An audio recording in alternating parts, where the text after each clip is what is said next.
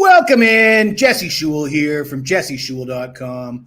Saturday morning college football kickoff show. And boy, did we get a surprise on Friday night. My Oregon Ducks came out flat and lost to the Washington Huskies. Another loss for me on the free pick videos. And I got guys in the comments section letting me know that's 9 of my last 10. And I let the challengers come in and sweep me on the NFL show last week. But it's not the first time I've gone 0-3. It's not going to be the last. It was actually the first time I went 0-3 on this show. But it's part of the business. You know, you pick games. Some of them come up winners. Some of them come up losers. In response to the criticism, though, I did post my record for the last decade with free picks at jesseshule.com. 56% winners for a profit of 33 dimes. A lot of people will shake their head at that and say they could do better. They probably think that's true, but it's probably not. 56% over a decade is it's pretty hard to do. And 33 dimes, you know, you break down how much money that is per day, per year. You think you could do better, but it's free money. And I stand by that. And not only that, the point of this show is varying opinions. I bring other guys in. They take the opposite side. We're trying to give you some insight as to what could possibly happen, go over different scenarios, and you take that information for what you will and make your own decision. You guys are big boys. You guys can make your own decisions. I'm trying to give you winners, but I'm not sitting there telling you should mortgage your house on these picks. I don't use words like lock or guarantee or whale or any such thing. But without further ado, we have not one, not two, not three. We got 4 guests today. A couple guys that like Louisville so much, they're going to go 2-1 on me, and it'll be some sort of a tag team, some kind of thing like that. I don't know. I've never done that before, but we'll see how it works out. We got Kevin Thomas back. He's really on a roll on this show. We got Dan's Rants. And we got Joey Tron and Rye Cape, both new members at jesseshule.com. Apparently, Joey Tron swept the board with his premium picks last night. I'm sure he's going to want to tell you all about that. And we got Joey coming up first to talk about Oklahoma State, Texas, and the Big 12 championship game. Let's bring him in. Joey, my man, I heard you did pretty well last night. Is that true? Yeah, I swept my premium card last night. I had a nice night. Looking to repeat today with a premium card today, but I'm ready to take care of business with my play on Texas -15. Yeah, kind of looks like you're picking low-hanging fruit, you know. Everybody likes Texas, including myself. I did give out a play on the Texas team total in this game because I don't think Oklahoma State can stop them, but I've got other ideas, and this point spread's kind of inflated in my opinion. But did you want to go first, or do you want me to go first? Yeah, I'll go first. I have no problem with that. Yeah, go ahead. All right, awesome. So as you know already, I like Texas to cover the spread in the Big 12 championship game today against Oklahoma State. Texas has won every single game since losing to Oklahoma, and they have now covered in back-to-back games. The Texas offense is amassing 472 yards of offense per game, and they rank top 50th in both passing and rushing yards per game, which I think is going to be a big threat to this Oklahoma State defense today. They're converting 36% on third down, but I really do like to see this number go up as Oklahoma State has been seeing a tendency to allowing teams to convert more on third down as of late. Their defense has been allowing a handful of points as well. In the last 3 games, they've had allowed a total of 109 points. And the one thing that really worries me about Oklahoma State today is that loss against UCF, 45-3. That's a big one, and that really stuck out to me when I was capping this game. They're allowing 434 yards of offense, and they have a secondary that can definitely get lit up today, as they're allowing 251 yards per game in the air. Texas defense is legit. They're only allowing 17 points per game, and they have one of the best rush defenses in college football. Oklahoma State comes into this 1-2 against their spread their last 3, and Texas has covered back-to-back games. With Oregon losing last night, Texas has a lot to play for in this one, and the committee likes to say style points, but we all know what that means. Lay the points with Texas. They get the job done today.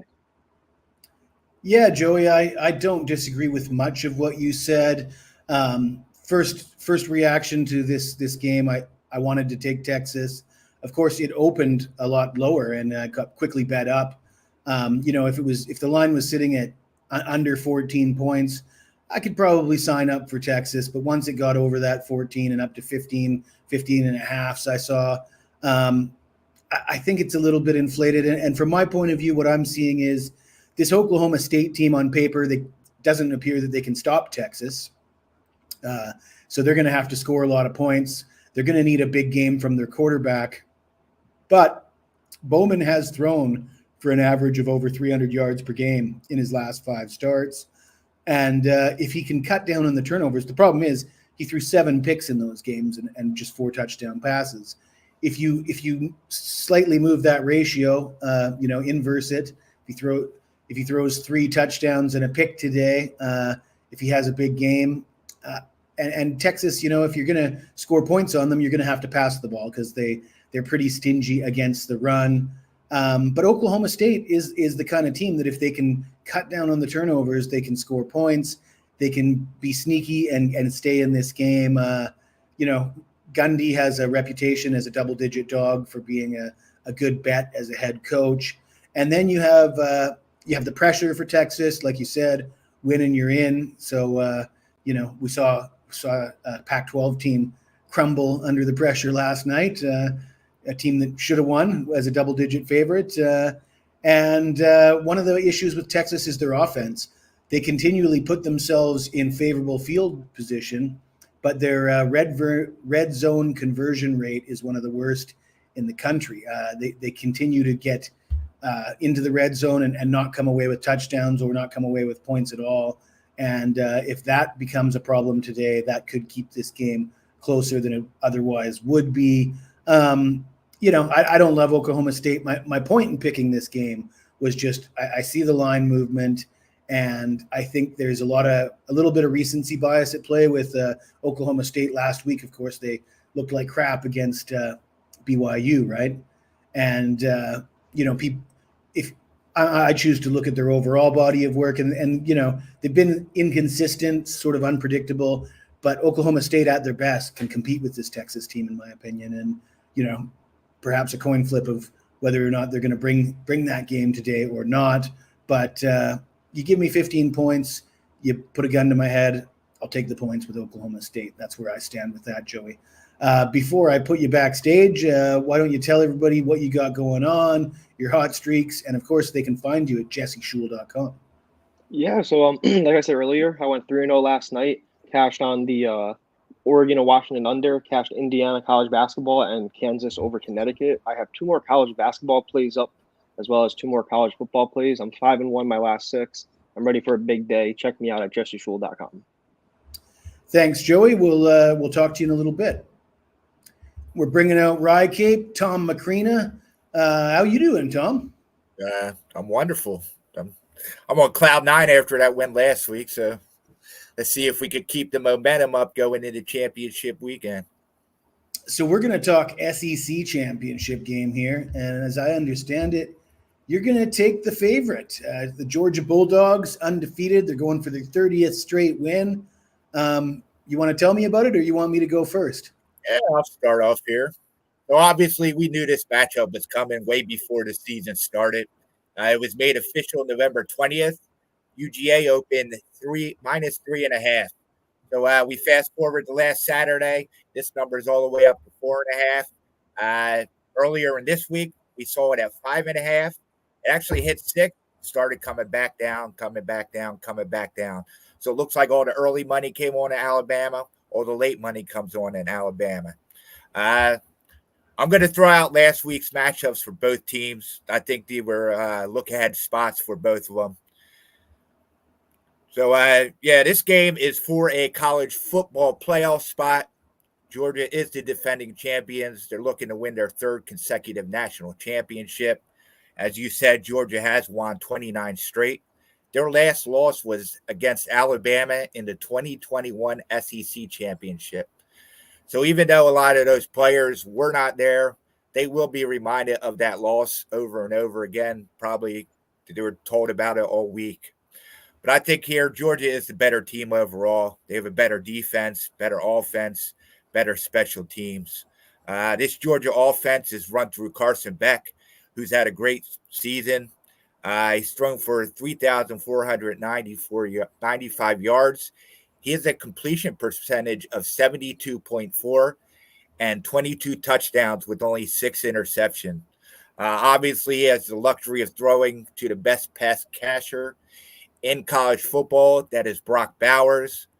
Georgia does rank 50 yards per play, third in offensive success rate. Alabama, on the other side, statistically, they have a good defense, but they haven't fared well against top offenses. Against Texas and LSU, they allowed 464 yards per game, 7.1 yards per play. Milroe has been good for this offense, but the same thing, they struggle against good defenses.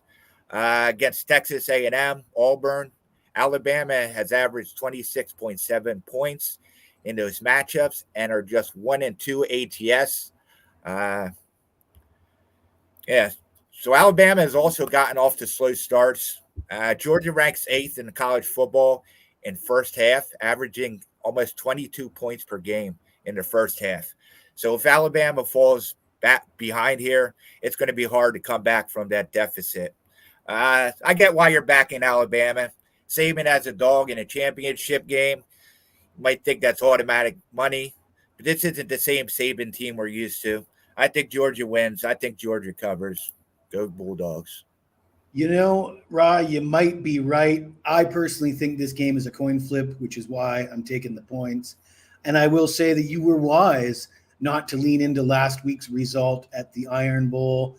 A lot of people, it's quite clear that this line has moved in favor of Georgia since that Iron Bowl win for Alabama.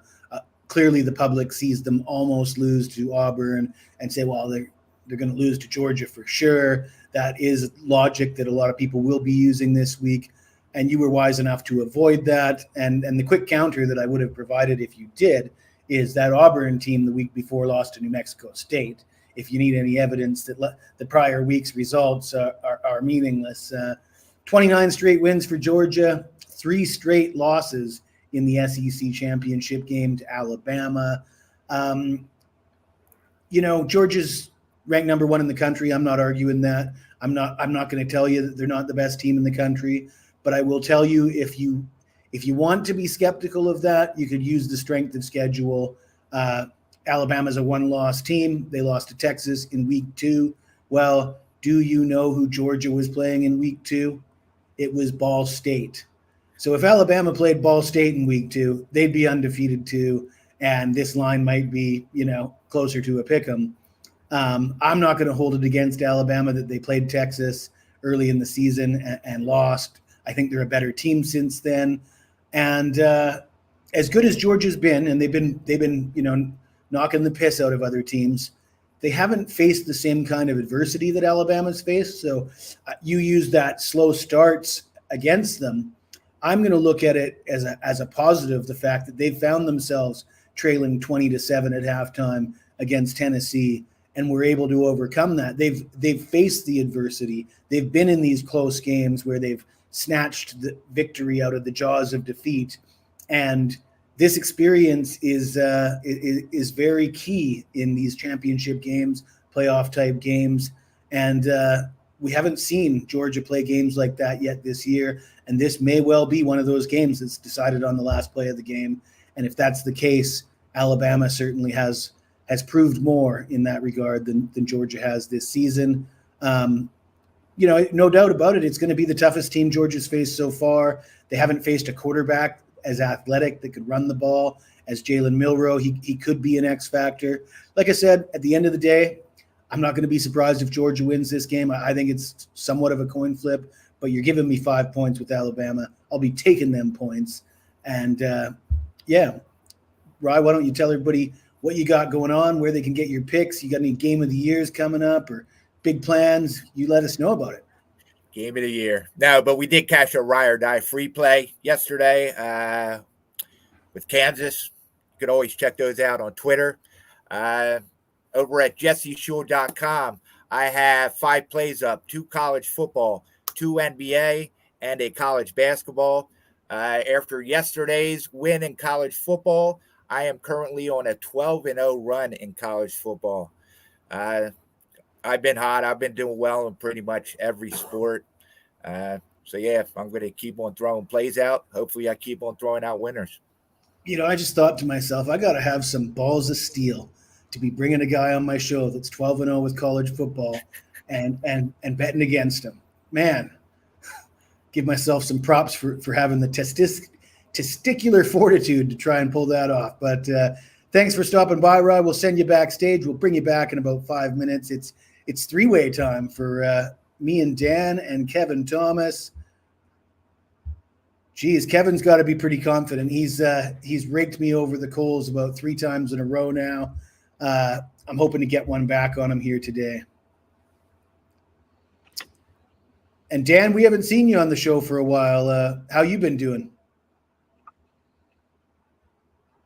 Are you muted? You might be muted. I was muted. Right. Yeah, can't complain lately. Pretty hot for had a good 8-9 week stretch and a couple weeks of treading water, but hopefully pick it back up soon. All right. So there's 3 of us. Who wants to go first? Who's dying to make their case? I'll let Dan go. He seems to have very good information. I could just ride off his back. Yeah, not so much today. So sometimes I go statistic heavy, sometimes I go trend heavy. Today is more of a gut feeling, and we've seen a couple of games this week in college football where we've had crazy line movement. Oregon was a good example, but Oregon didn't come through, so that's not always something you want to blindly jump into. But I think the line movement in this game is a little bit more justified, as everyone knows now, or at least most people know. Quarterback situation, we might be down to a 3rd stringer with Florida State. Now, I'm not sure how much more negative going to, what is his name, Brock Glenn. I'm not sure how different, that's going to be from Rodemaker. The guy was the 13th overall recruit in the 2023 class. 6'2", pretty big guy. I think he can run fairly decent. I know that was a big aspect of Jordan Travis's offensive power is to have those legs available when needed. But man, I feel like this Louisville team is a little bit closer to the team where I went to school. I went to West Virginia, and West Virginia, if anyone follows, is a team that when they're counted out and they're a big underdog and the games are in Morgantown and you got some weird voodoo, they pull out the wins. But the games they should win, it's a snooze fest and they blow it. I think that's kind of similar to last week, Louisville losing to Kentucky, but they were looking forward. They were looking to this game. And in the last 7 games against Florida State, Louisville is 5-2 against the spread. The spread's down to 1.5. I don't think the points are going to matter. It's either, who you going to pick on the money line at this point. It for sure could be 24-23. You never know if a 1.5 saves you. And of course, for the show purposes, I'll be taking the 1.5 against you, Jesse. But based on how the coach works, Brahm for Louisville, I think he's going to draw something up here, and I think the line movement in this game is justified. I like Louisville to get it done. It just seems like the writing's on the wall. Well, Kevin, you want to pick up where you left off, or you want me to chime in? It doesn't matter. What do you prefer? I'll chime in. I'm ready to rock here. Dan, to say that I'm not concerned about the quarterback situation wouldn't be exactly honest. I'm just not sure that it justifies the kind of line movement we've seen. And we could look for a few examples. I mean, at the end of the day, it's sort of a crapshoot when you plug in a new quarterback. It could work fantastically, or it could be a disaster. We've seen examples of both, and we've seen. I'll give you an example in the NFL. DTR, Dorian Thompson-Robinson, who played for UCLA last year, his first start, he was awful, just awful. But after he had a game under his belt, they won a few games with him. He was much better in his second start than he was in his first start. Now, Rodemaker's doubtful for this game, so it's probably unlikely we'll even see Rodemaker in his second start. as you said, the four-star recruit, last name Glenn. I don't know a ton about him, but I have faith that a program like Florida State, when they recruit quarterbacks, and quarterbacks on their roster are guys that were studs coming out of high school that have the potential to be big time players in Division I college football, and perhaps even further on in the NFL. And one of the things that I think is overlooked is this guy's just not coming in. This isn't like coming in for Georgia Tech or Washington State or something like this. This is Florida State. He's going to be coming in behind one of the best offensive lines in football, two absolute studs at wide receiver with serious physical mismatches, Coleman and Johnny Wilson. I mean, how tall is Johnny Wilson? Isn't he like 6'6" or 6'8" or something ridiculous, right? I mean, you throw the ball up, 50-50 balls for those receivers. I mean, run the ball, and if you can throw jump balls to those two, you might be in business. And the idea that we can have a freshman come in here and have success isn't without precedent. We did see a third-string quarterback. I won't say freshman, but a third-string quarterback. We saw Cardale Jones win the national championship as the third stringer at Ohio State a few years back. And I'll look at an example in the NFL. The San Francisco 49ers over the last 6-7 years, they went to a Super Bowl with Jimmy Garoppolo.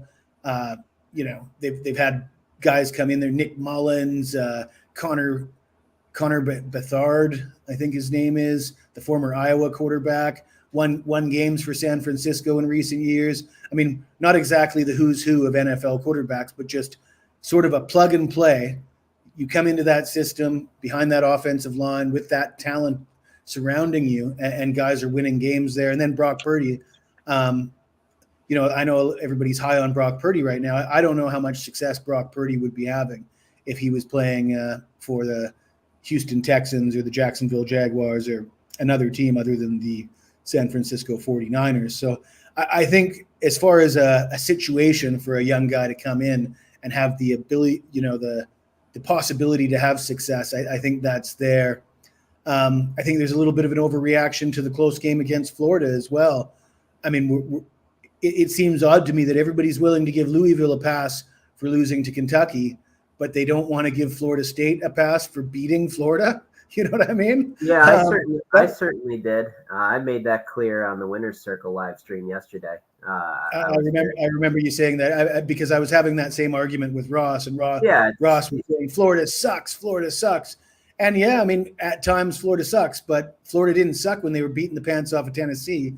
And I think Florida at home in a rivalry game isn't the same Florida that gets trucked by Georgia or Alabama. They played good against LSU. They played good against Missouri. When you have a chance to upset your ride. That game, that was a bad take, and I give Florida State a lot of credit for that Florida game just to survive and get out of there. The one other thing I guess you could say that wouldn't go for my argument, but would go for your side is this disrespect card that teams can play, and I think it's a factor that is definitely undervalued. Washington clearly got some value out of the disrespect card last night. And Florida State now, how much pressure do they have? Sure, they're undefeated and they got to get a win here. But now it's like, well, everyone's kind of thinking it's a 50-50 game now. Maybe Florida State can have a little bit less pressure now and kind of rally in the situation. On the other side, if you want to think like a conspiracy theorist, I do all the time. Wouldn't the committee have a much easier time if they don't have to make this decision? Oh, you know what I mean? Yeah, I baked that into my decision. I think the Washington game was interesting, and Florida State loses here. See what happens. Because it's going to be tough if Florida State wins this game. It's going to be tough to keep them out, but I think it's in everybody's best interest not to see a Florida State team with a third-string quarterback lose by 20 to Georgia in the first round. That's not something that people want to see, I don't think. No, but we've talked enough. I know Kevin's dying to say something. Let's hope he's not on mute but Kevin, the floor is yours. I'm not on mute, but you hit my point. This is the late game, so depending what happens earlier, True. the refs are either going to be with or without Florida State here because no one wants Florida State. No Travis, right? That's 20 touchdowns, 2 interceptions. He was a Heisman probably front runner until that injury. And yeah, I think it's all going to depend on these earlier games here. But you guys talked about that Florida game. Brown, who the hell's that? That was the quarterback for Florida. Florida State has gotten every team with a backup quarterback or knocked the quarterback out except game 1 against Jaden Daniels, who, yeah, they beat the hell out of LSU. That was a great game. But Jaden Daniels still had up 300-some yards, a touchdown, interception. But my thing is, if you look at the game, they were losing to Duke 20-17 at halftime. Then they knock Riley Leonard out, and then they win that game. Other than that, against Miami, they got Williams. They didn't even get Van Slyke, the leading guy. They haven't faced a guy with 2,000 yards all season since Jaden Daniels. So Florida State, they kind of been on this little magic carpet ride. I think Louisville's going to come in and stop them, unless all those games earlier lose or everything shapes up where they can win, because the line is all the sharp betting is on Florida State at this point now because with the quarterback out. Yeah, it will be interesting. I think they come certain. and hammer it. What's that? You lost? I lost you. Yeah, you were breaking up there a bit, but yeah, I do think that it's going to be tough to keep Florida State out if they win. You could speculate that the committee would rather not have to make that decision, and if there was a few favorable calls for Louisville here that would prevent them from having to be embarrassed by such a decision, that's certainly a conspiracy theory, but we know that things like this have happened in the past. Regarding the Duke thing, though, I mean, I was really high on Duke all year. If Riley Leonard didn't go down, I mean, Duke's not. There's no shame in being in a tight ball game against that Duke team. In my opinion, there's a reason why Elko secured the bag there going to Texas A&M, because he did a fantastic job. So no shame in being in a tight game against Duke. To me, I will say I remember you took Duke against Florida State because you brought up the they're winning outright in the third quarter. Florida State got lucky against Clemson. How you were bagging on that was what I was just going to say is they got lucky. I mean, really, if Clemson had a kicker, Clemson wins that game, right? What do they miss? A 35-yard field goal to win the game. So that loss was on Dabo. But yeah, Clemson's obviously a tough opponent, and how did they win that game? Clemson couldn't stop Johnny Wilson, so. Yeah. So yeah, I mean, it'll be interesting. I guess the reason why I took Florida State in this spot is because I thought it would be an interesting game to talk about, and I really wanted to bring up the concept that betting against Florida State simply because they might have a second or third string quarterback, there is some flawed logic to that. I mean, it has the potential to work out for you. It has the potential to blow up in your face. And I wanted to talk about the examples of such previous cases. And I think we did that. And, this isn't a game that I'm going to be putting 10 dimes on by any stretch of the imagination. But for those because I think there will be people out there that are like, 10 dimes on Louisville would be easy money. I'd like to, maybe give them something to think about before they go ahead and do that. Yeah, I mean, one last thing I'll say. The total's pretty low in this game. Regardless of which way it falls at the end, it's going to be competitive. You probably want the starting roster to your advantage. So if it does come down to the wire, it is a one-score game, regardless of where it sits with 5 minutes left to play. Maybe that third stringer or the backup, if he goes, they can get you to 5 minutes left in the game, or slightly ahead, or slightly within a field goal, or 4 or 7 or whatever. But then in those final minutes, that's where you might want a little bit more of the side that has all the ones playing for that offense. And really, Florida State, even with Travis, let's say he didn't get hurt. Let's say he was playing in this game. maybe only favorite like 7. It's not like they would have totally been out of control favorite over Louisville. It would have been competitive even if Jordan Travis played. So we'll see. Yeah, you guys make solid points. Let's go with Kevin first. Kevin, why don't you tell us what you got going on, how you've been doing, where people can get your picks? Well, last night we started off the chips with a win as we went with Washington. A lot of people thought Oregon was going to steamroll them and that the sharp was all over Oregon.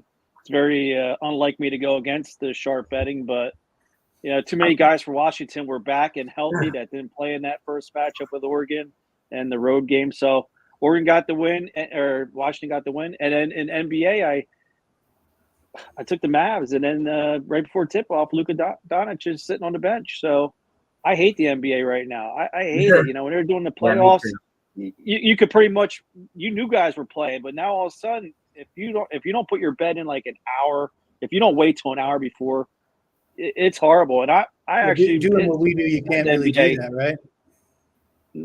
Well, not in our job. We have to have it up, but I have 3. I have the Caesars, the draft, and FanDuel on 3 different accounts that I watch the line.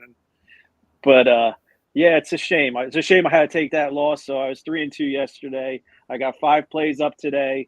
And make sure you're following over at the YouTube file. Jesse Shula and over there at Kevin Thomas Sports Picks, trying to build that brand up. So thank you. Well, thank you, Kevin, for that. And Dan, I guess people should catch you on your TikTok and on your YouTube page. Is that correct? Yeah, same old. No premium or subscription service for me. Do it out of fun at this point, but do keep track of everything. So right here on YouTube, Dan's Rants, or TikTok, Dan's Rants. Check it out if you're interested. And King D Picks on Twitter. That's correct. All right, let's bring the boys back in and let's talk the playoffs. All right, boys. Anybody got any strong opinions on who the 4 teams are going to be? I heard. But can I just say? Can I just say something about Florida State real quick? Yeah. We talk about the inexperience with the QB for Florida State. Louisville has never been in a championship game. Never. All right. I mean, I know Brom has. He won with Purdue, I guess, last year. But, yeah, they don't have the experience playing in these types of games. So they may come out flat. I would say the opposite. I think that after the loss to Kentucky, coming in here, never being in that spot, I think they're playing with house money. They got nothing to lose. They're going to be loose. All they want to do is ruin the season for Florida State. If they win convincingly, wouldn't be shocked. I kind of think Florida State needs something to happen at the quarterback position. I think they need one of their young guys, whether it's Rodemaker or Glenn, to come in, throw a couple 50-50 balls to Wilson and Coleman, get lucky, get some completions, get some confidence, then put the defenders on the back foot, and then they're rolling from there. That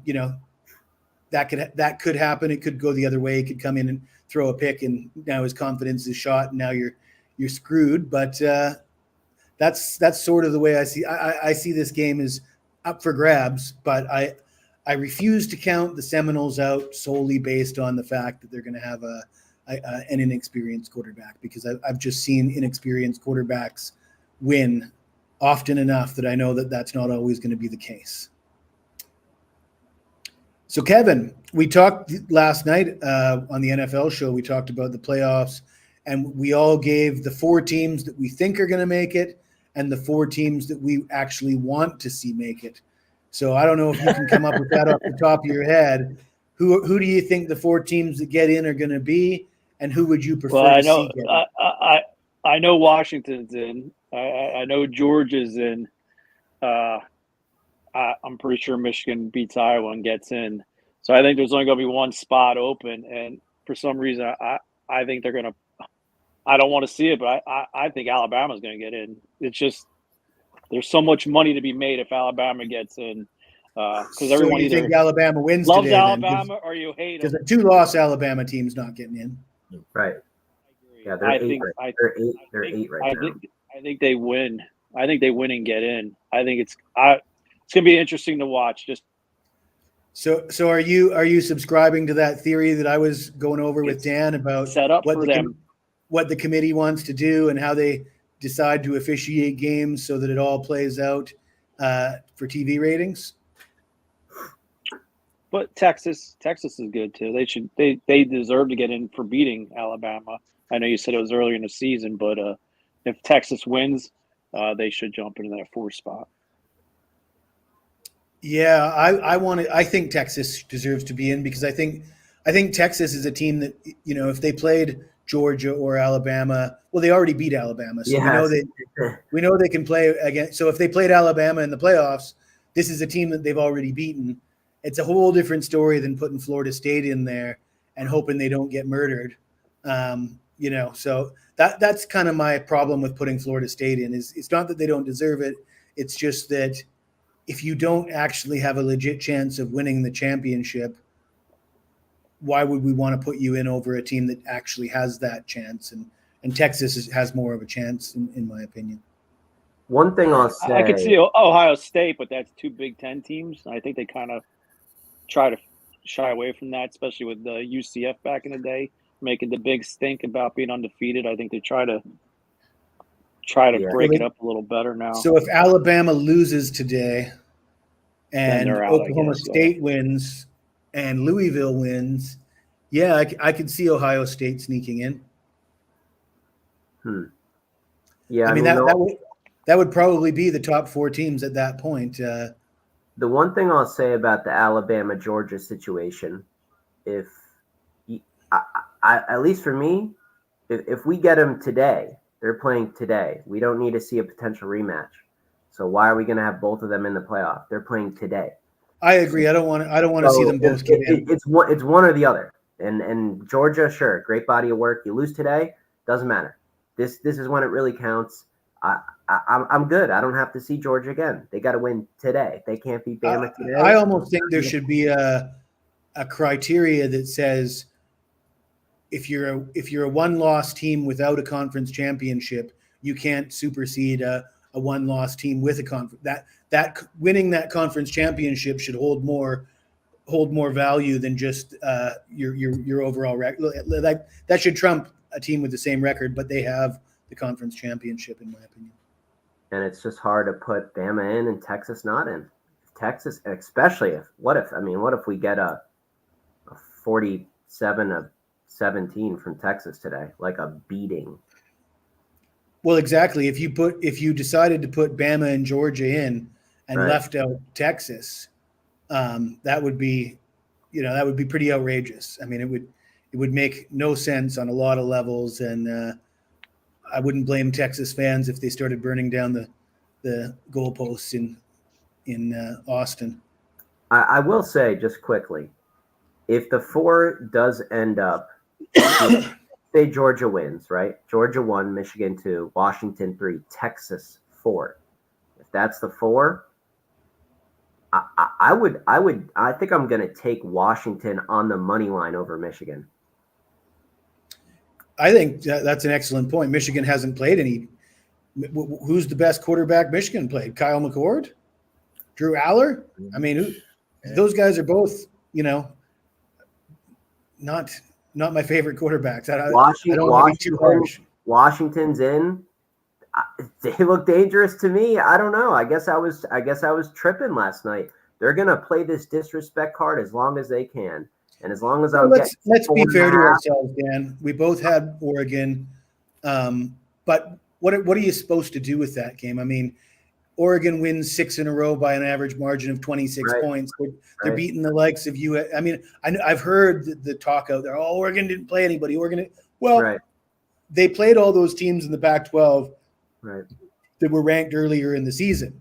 At one point, USC was considered. Caleb Williams. I mean, he is last year's Heisman Trophy winner. Utah is like 3-time Pac.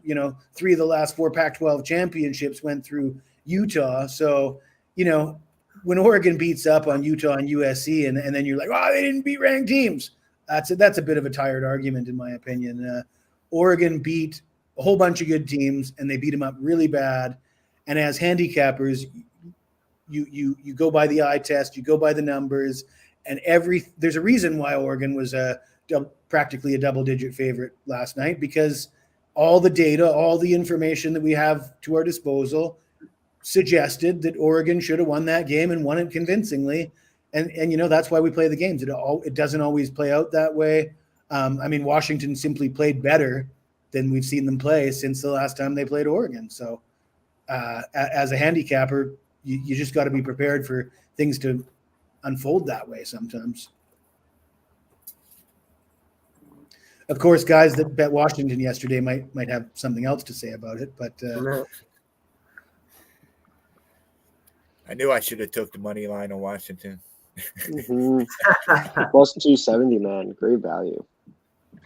Well, you can always take the money line on Alabama today, because we've already decided that that's what the committee wants. They want an Alabama victory, a Louisville victory, and potentially an Oklahoma State victory. Yeah, they want Gundy. They want Gundy to come through today. I don't know. Olive Garden, baby. I don't know. Texas being back.